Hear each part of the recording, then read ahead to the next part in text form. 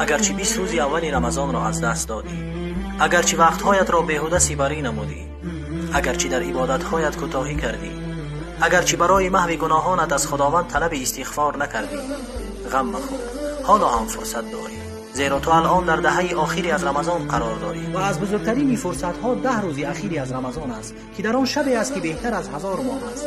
از این سبب پیامبر صلی الله علیه و سلم در این 10 روز اخیر چنان کوشش می‌کردند که در دیگر وقت‌ها نمی‌کردند و از ارشادات پیامبر صلی الله علیه و سلم در این روزها شب زنده‌داری است با خواندن نماز و تلاوت قرآن و بیدار کردن خانواده برای این کارهاست. هر شب حداقل 1 سومانی صدقه کن، زیرا اگر این صدقه کردت به شب قدر رسید مثل که 84 سال هم صدقه کرده ای.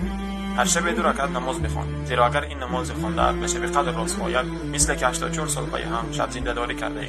همین طور میتوانی دیگر عملهای خوب را در این معادله خیر بسنجی. پس آنها را غنیمت شمار، شاید دیگر برنگردند.